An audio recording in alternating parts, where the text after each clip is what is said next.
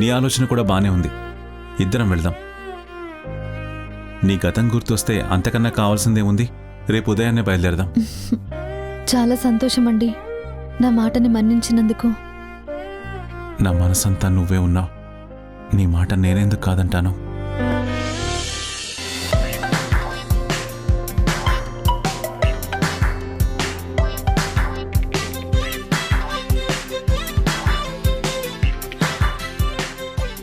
ఒరే వాసు, పద సరదాగా ఐస్ క్రీమ్ తిందాం.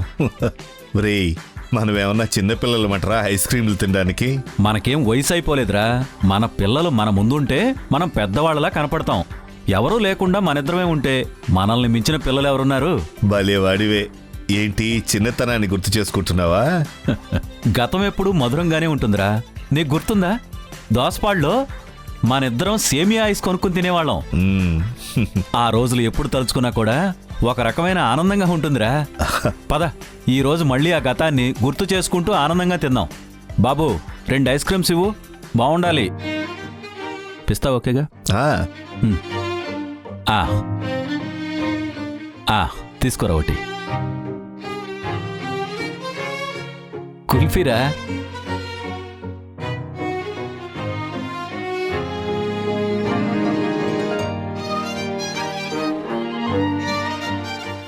కార్తీక్, కారాపు.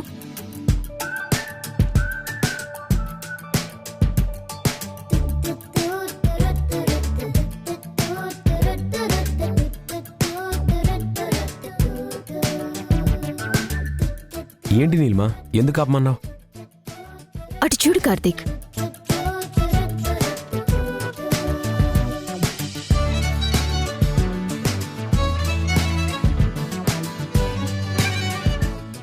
వాళ్ళని అలా చేస్తుంటే చాలా బాగుంది కదా. వాసు, ఎప్పటినుంచో నిన్ను ఒక మాట అడగాలనుకుంటున్నానురా. నువ్వేమనుకోవు కదా?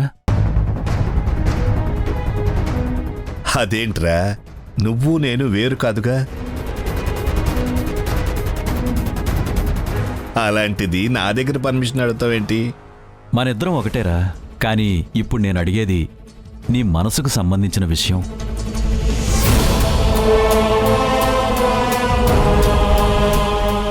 పర్సనల్ విషయమా? ఏంట్రా? అదేరా, నీలిమని కార్తీక్ జీవితంలోకి తీసుకురావాలని ఊర్మిళ నిర్ణయించుకుంది. దానికి అందరం సపోర్ట్ చేశాం. కానీ ఆ స్థానం నీ కూతురుది. భాను స్థానంలోకి నీలిమ వస్తుందని నీకు బాధగా లేదు కదా?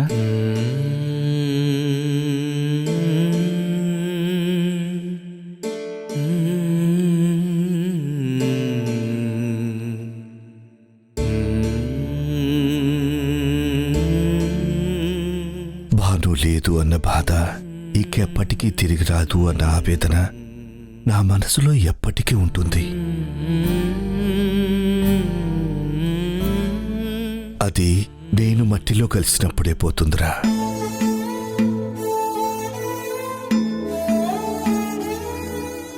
కానీ నీలిమ నా కూతురి స్థానంలోకి వస్తుందన్న బాధ నాకే కోసానా లేదురా. ఎందుకంటే భాను మనకి దూరమైపోయాక నీలిమే నా కూతురుగా మారింది.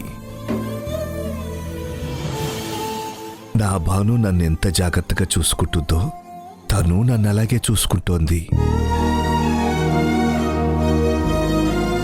చూడు, కడుపున పుడితేనే బంధమా? రక్తాన్ని పంచుకుంటేనే అనుబంధం ఏర్పడదురా. మనుషుల మధ్య అభిమానం బలపడితే, నా వాళ్ళే అనుకునే మనస్తత్వం వస్తే ఆ బంధము అంతే బలంగా ఉంటుందిరా. చూడు, ఇప్పుడు నీలిమ నా కూతురే. నా అల్లుడి జీవితం బావుండాలి అని ఆలోచించాను కాబట్టే కార్తీక్ వద్దంటున్నా ఈ పెళ్లికి నేనే ఒప్పించాను. అలాంటిది నేనెందుకు బాధపడతాన్రా? నీది ఎంత గొప్ప మనసో నాకు తెలుసురా.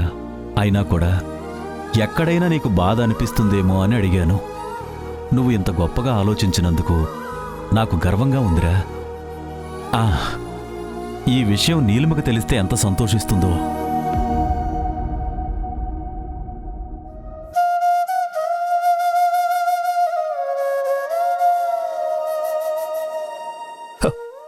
అరే వాళ్ళు కూడా ఇక్కడే ఉన్నారు. రా నాన్న.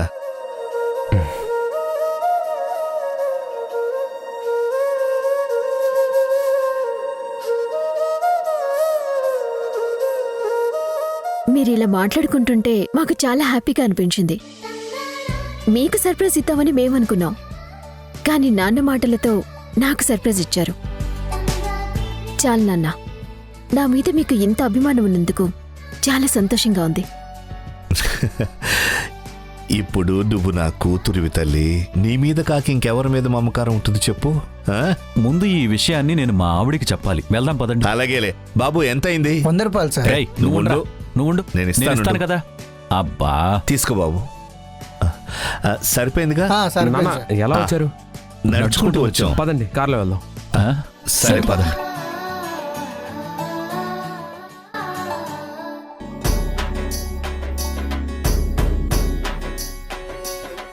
గీత, ఈ సమ్ నాకు అర్థం కావడం లేదు. నీకేమైనా తెలిస్తే చెప్పు. నాకు అర్థం కాలేదు. ఒక పని చేద్దాం, రేపు పొద్దున్నే మురారి అన్నయ్య దగ్గరికి వెళ్దాము. అన్నయ్య అయితే కరెక్ట్గా చెప్తాడు. అవును, అన్నయ్య మ్యాథమెటిక్స్లో ఎక్స్పర్ట్ కదా, ఎలాంటి సమ్నైనా సాల్వ్ చేస్తాడు. వదినకి కూడా మ్యాథ్స్ బాగా తెలుసు కాబట్టి వదిన దగ్గరైనా మనం తెలుసుకోవచ్చు. హ్మ్.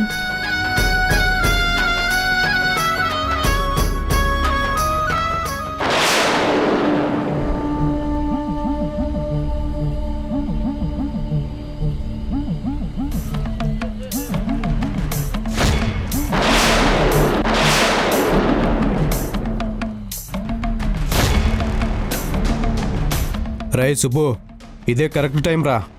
ఊరికి దూరంగా ఉన్నారు. మానవ మాత్రులు ఎవరు లేరు.